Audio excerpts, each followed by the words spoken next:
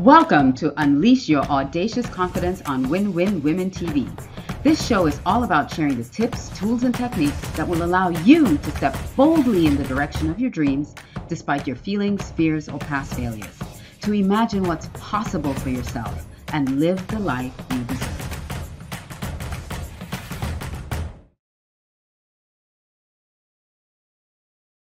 Well, hello, and welcome to this episode of Unleash Your Audacious Confidence here on Win-Win Women TV. I'm your host, Alicia Couri. I'm so thrilled to be with you today to share this episode with you. I was prepping for it and I got excited about it because we're talking all about your alter ego. And I love talking about the alter ego, how you build your alter ego.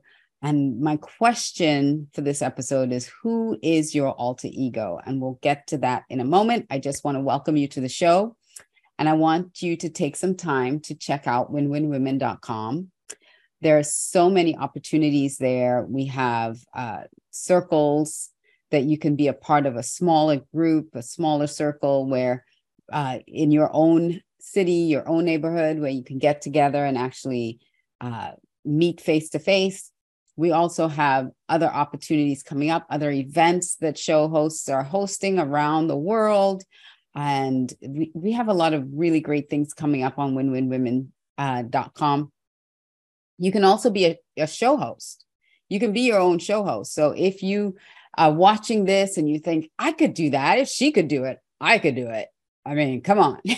If that's your thought, you can become your own show host on Win-Win Women. You can go to my website, redcarpetceo.com. And there we have a link for you to become your own show host. So go to Red Carpet, redcarpetceo.com. And when you scroll down, you'll see the Win-Win Women logo, and you can click on that and you can become your own show host of your own show. So now that I've gotten that out of the way, and I wanted to share that with you so that we can have more women, empowering more women on this network, I want to get to our topic. And our topic is, who's your alter ego? And listen, I have like a whole page of notes that I was feverishly taking notes on, because this idea came to me. Actually, I was building out a talk that I'm giving in a few weeks. I was building out a talk, and I've kind of steered it in the superhero genre. I steered my whole presentation based on this superhero character and characteristics of the superhero and the superhero leader. And I started thinking, as I thought about alter ego, because one of the things I love working with when I build brands with clients, or we work on their personal brand, or we work on just building confidence overall, is developing and creating this alter ego. And I read in Todd Herman's book, if you've never read it, it's The Alter Ego Effect. Actually, it's that yellow book up on my bookshelf up there, and the alter ego effect. And he shared something in that book that was quite enlightening. He shared that a lot of times we think of an alter ego and we think of this grand persona, this superhero, so to speak, person when we think about an alter ego. But he said, is Superman or Clark Kent the alter ego? Which one is the alter ego? And when you really think about it, Clark Kent is the alter ego of Superman, because Superman was always super. Wonder Woman was always amazing, right? So sometimes we build an alter ego that is the antithesis of our superpowers. Like, we build this alter ego to blend in and fit in and not be our amazing, strong, capable selves. So I started thinking about about that as I was building out the presentation for this organization. And I also thought, there's the other way as well. Superheroes are also built where there is someone that's mild-mannered, someone that's ordinary, that fits into life, and has suddenly something's happened to them. They've been exposed to something like how Captain Marvel was exposed to the radiation or whatever that was. And then the Hulk was exposed to gamma rays, and Spider-Man was bitten by a radioactive spider.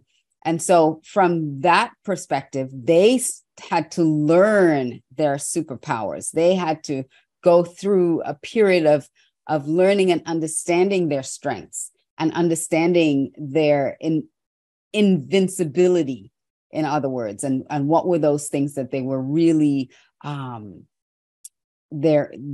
they can really do, not just for themselves, but for others. And so as I was, mulling all that over in my mind, I started thinking about those archetypes that you find in these hero movies. And I came up with 6 archetypes, and there are 6 archetypes of the leader. And it's the victim. We can have leaders that are victims. The villain. Some people have been bullied before, so they understand the victim, the villain leader. There's the mild-mannered. That's the one that blends in with everyone else, the mild-mannered. Then you have the sidekick, the superhero, and the guide. Those are the 6 archetypes you'll find in any superhero movie. You'll find the victim, the villain, the mild-mannered, the sidekick, the superhero, and the guide. And so I started to kind of pull each of these pieces apart. And that's why I was just like writing notes about each one of them. And I'm going to come out with a little diagram and share that on social media of the 6 archetypes and what they all mean. But let's look at leadership for a moment and how these 6 archetypes appear in leadership. So when we look at the victim, so I'm going to start, to me, there's a hierarchy here, and it starts with the victim. And so I'm going to move through the hierarchy in the same way I shared the 6. I'm going to move through the hierarchy that way. So the first one, when you're thinking about the victim, yes, there could be leaders that are victims. They've risen into leadership positions. It's not up to me to judge or understand how that happened.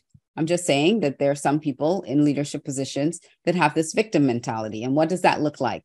It looks like they blame others or circumstances or the company or the government or everything else, the environment. There's always something to blame for the situation or for the place that they're in. There's always someone else to blame. They very rarely take responsibility for things going wrong or for failures or anything like that. So there's the victim.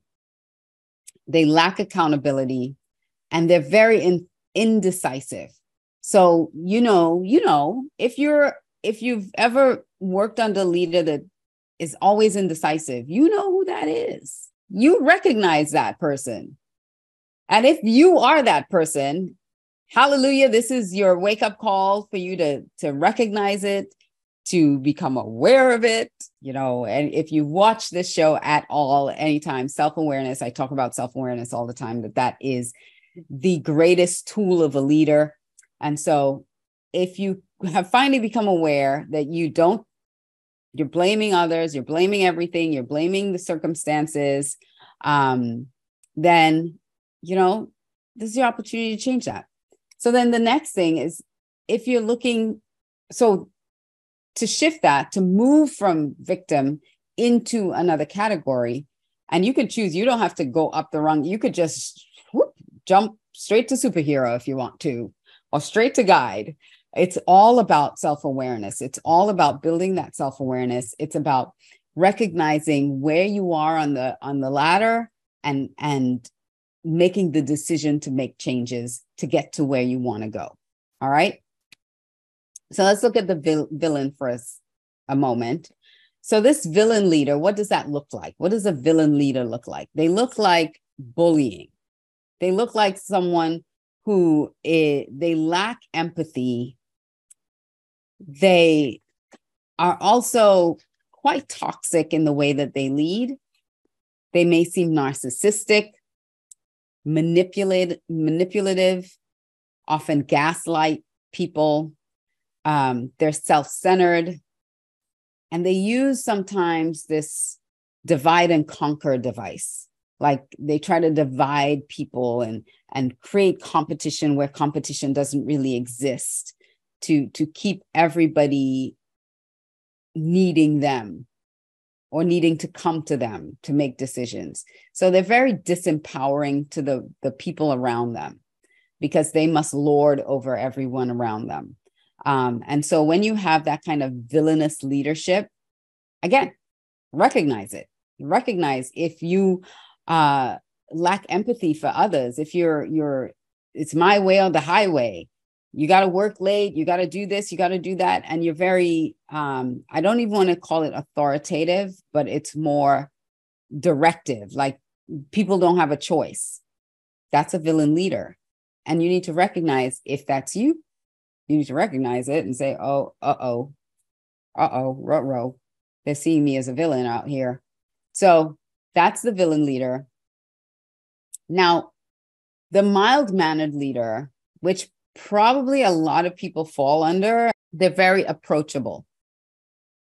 They're like one of the team, one of the gang. You can find that they want to fix everything themselves.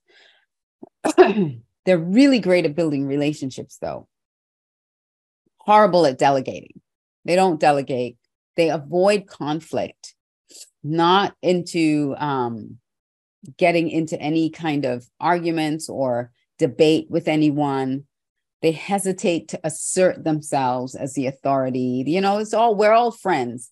Where we see that a lot too is parents who want to be friends with their kids and not ever be the authority in the household, but we want to be friends. So like this kind of leading as everybody's equal, everybody's the same, we're all in this together, not that anything's wrong. Again, I'm not judging this. I'm just telling you this is how it shows up.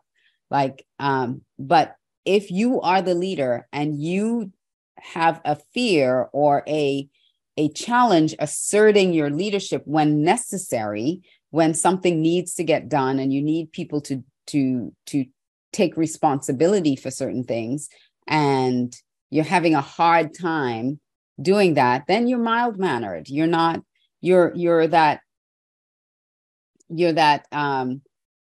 Clark Kent to Superman. You're the Clark Kent leader. You're not the Superman. You haven't stepped into your superhero role yet. So understand where you are. And if you feel like you're being reluctant to delegate, that you want to do it all yourself, it's like, no, you guys go, you do it. I'll stay back and I'll make sure this gets done. And you're really avoiding telling people or being the leader of people and telling them what to do. Might be mild-mannered. So let's jump into the sidekick leader now. The sidekick leader. And again, let me just reiterate, this is all about your alter ego and how you're building out that alter ego for success. Recognizing where you are, because you're possibly the guide or the superhero, but how you're showing up as mild-mannered, or you've built this alter ego for yourself that's minimizing who you are, and you're showing up as a victim instead of the hero. So this is why I'm going through all 6 of these, just so that you can recognize, and you could be at any point in this spectrum, at any point in your leadership journey. You could have started off as the superhero, and then suddenly some of the decisions or the circumstances have changed, and you've suddenly become more mild-mannered than stepping into that superhero role. So at any point you could be, the key is self-awareness and recognition, recognizing where you are, being self-aware enough to say, you know what, I'm kind of acting like a victim here, and I'm not a victim, I'm a hero. So I need to stop doing this. I need to stop being in victim mentality, and I need to move up the ladder. So that's why it's so important to understand what each rung means, and so that you can work your way up when you need to, if you recognize that you're not where you need to be. All right. So the sidekick hero, they're very supportive, collaborative. You want a sidekick leader will help with everything. They're the behind the scenes leader. I was a mild-mannered leader for a long time, and then I was a sidekick leader for a very long time. I understand the sidekick leadership. You're very adaptable. You avoid the spotlight. I remember years ago when I was on the PTA for my children's school, and I'm talking years and years ago, I was on the PTA. And I kept saying, I'll do everything that you need to get done. I just don't want to be the president.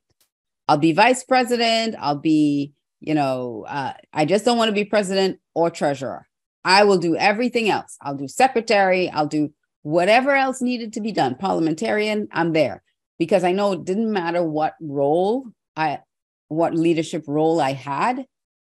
I wanted to be behind the scenes, and I would be the one doing everything. So that's the sidekick leader. You are the one that's behind the scenes doing everything. You are you undergird the leader, the head, the figurehead even. Because I remember one year, so I'd been the president several years, and I said, you know what? I don't want to be the president anymore because I'm stuck doing all the work. Let me just be behind the scenes and do all the work. And I convinced someone to run for president. And I said, you be the president, you be the head, and I'll do everything behind the scenes. Because I didn't want everybody coming to me with all their stuff. Go to her, and then I'll take care of it. But I just didn't want to deal with having to do everything for everybody. So I've even done that where I was the president. And then I said, you know what? I've been president multiple times consecutively. I don't want that position anymore. Someone else needs to get that position, but I'll continue to do all the work. Anyway, that was the sidekick leader. That was me. So you're reluctant to take charge. You're reluctant to be in front. You overlook your own growth and your own needs for the needs of the leader or the needs of others. So it's very important when you're a sidekick leader to understand what your role is there, and that you actually put yourself there. Because even if someone, let's say the executive assistant to a CEO, they're a sidekick leader because they have other people that report to them. But if you know that you can do the job of the leader, but you're just not, and I'm not using the example of executive assistant. I'm using the example of just that if you know you can do the job of the top leader, but you have chosen to stay in a role as a sidekick, that's on you. And not that, again, no judgment. It's not that the sidekick leader is bad or wrong or anything. Some of the greatest leaders are sidekick leaders. So, where they are there to really uphold the top leadership and they get stuff done. So again, there's no judgment. Please don't read any judgment into anything I'm saying here. The only difference is if you are there because you know that's your superpower, that's perfect. But if you're there because of fear or any other reason that is disempowering you, then that's not where you need to be. All right. Again, if you are there and you know that's your superpower, to be a support for others, then you're perfect. One of my children is like that. Her greatest strength is in support of others. Like, she will really support you. She doesn't want to take the lead yet. One day she will, though. But right now, her superpower is supporting. And that's a beautiful thing to see. So then let's jump into the superhero. So the superhero leader is dynamic. They're driven, charismatic. They're inspiring. They have a strong sense of purpose, highly motivated. They know how to leverage their strengths. They're very decisive. They handle pressure very well. They know how to handle pressure and stressful situations without losing it or losing it on everybody else. The challenge is sometimes they might micromanage things, or they might forget to ask and not delegate what they need done. Because when you look at superheroes, a lot of times they're like, I got this. I got it. I can take care of it. But when you look at something like the Avengers all needed each other together. So you want to build a team of Avengers, really, in keeping with the superhero theme. So now let's look at the guide. The guide is like the Yoda, like Obi-Wan Kenobi.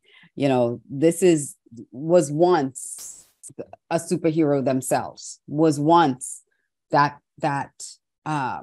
dynamic, charismatic, driven, take no prisoners, Captain America type person.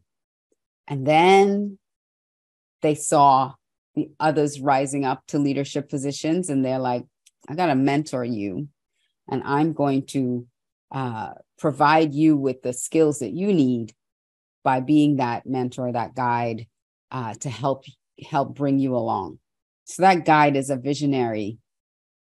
They provide direction, inspiration. They cultivate growth and mentorship for others. They're highly effective communicators. They know how to inspire, but also how to communicate that message the best, because they've been there. They've been in the trenches. They know what it's like. And so they're coming to you with wisdom. They're very wise, and they're strategic, amazing decision makers. And there's a sense of idealism in them, that you are the next big thing. You're the next greatest thing. So those are the leadership archetypes that, when you look at them, recognize where you are and how you can move through that ladder, move up, skipping rungs if you need to. Because the goal for me is to be that guide, to be that wise guide, to toggle between superhero and guide. When the superhero is needed, I can pull her out. When the guide is needed, I can pull her out.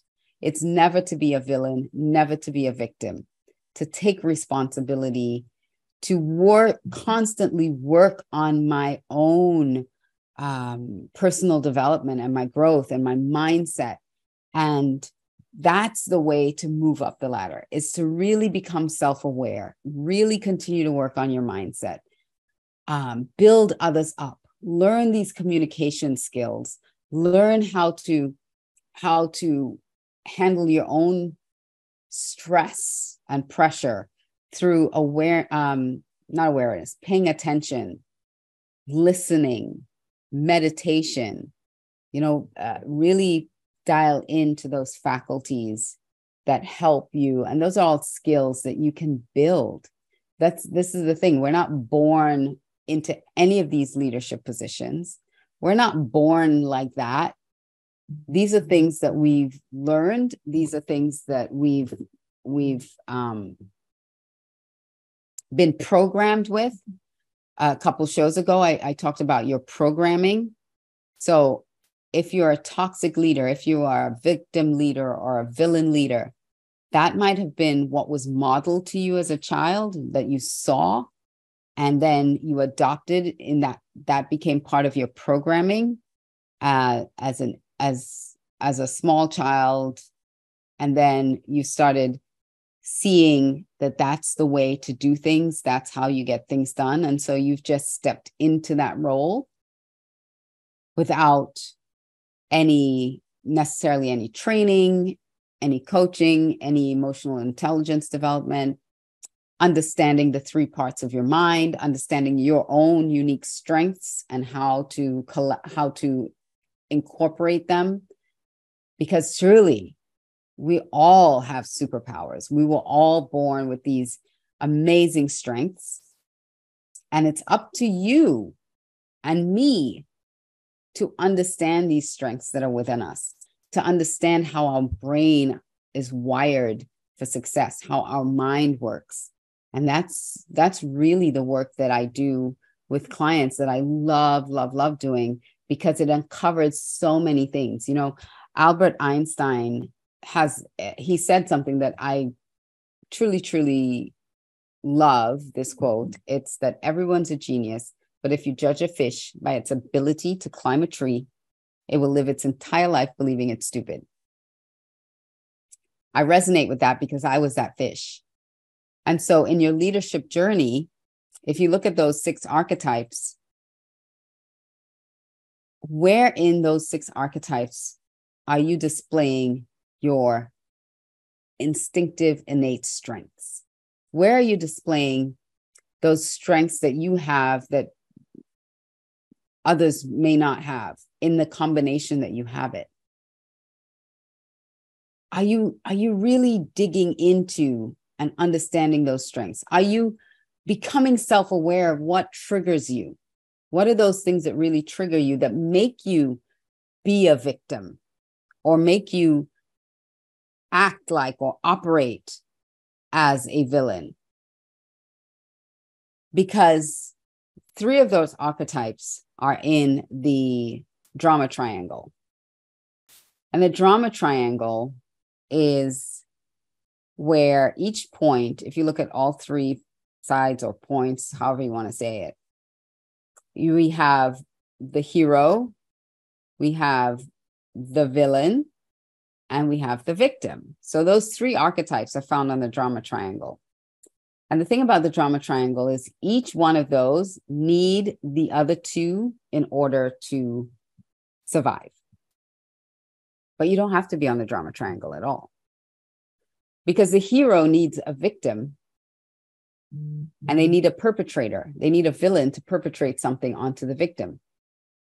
The victim needs a perpetrator and they need a hero to save them. And the villain doesn't exist without a victim. And so when you find yourself on the drama triangle, and you could be any one of those on a drama triangle, you could even be a villain unaware. Again, that's why self-awareness is so important, because if you are doing something as a leader to someone else and it is causing them stress, pain, some kind of distress, and it's unintentional on your part because of your lack of awareness, you have become a villain. Inadvertently, you've become a villain. So it will behoove you to really understand the people you're working with, you're working for, their culture, so you're not unintentionally becoming a villain. And as I close, because it's all about your alter ego, so like look yourself in the mirror, stand there, look yourself in the mirror. Who am I as a leader? Am I a victim where I don't take responsibility and I blame others? Am I a villain where I'm perpetrating something onto someone else? Am I mild-mannered where I'm not really, I'm just getting along with everyone, going along to get along? Am I the sidekick and I enjoy being the sidekick? Am I the superhero that is really that dynamic, driven leader that is charismatic? Or am I the guide? Have I been through things where now I can see a bigger picture and I can kind of help people along the way and pull them up, through the ranks and help guide them to their success? So look at yourself, look at your own behaviors and the things that are coming up for you. And I just want to leave you with this thought as you're going to step out and be bold and be brave, to every day take stock of your day, to look back at your day and ask yourself, what kind of leader was I today? What was my archetype today? And what am I going to be tomorrow? How am I showing up tomorrow? How am I building out my alter ego to show up in the leadership position in the way that the type of leader that I want to be is showing up, and step out with audacious confidence? Thank you for joining. Mwah! I'll see you next time on another episode of Unleash Your Audacious Confidence here on Win Win Women TV. If you want to reach out to me, go to alicia360.com and you can connect with me there, or go to redcarpetceo.com where you can start your own show and check out other shows and other events that we have, as well as some of the opportunities that I have available to work with me. So you can go to redcarpetceo.com, check that out. And I will see you next time on another episode of Unleash Your Audacious Confidence. Bye for now.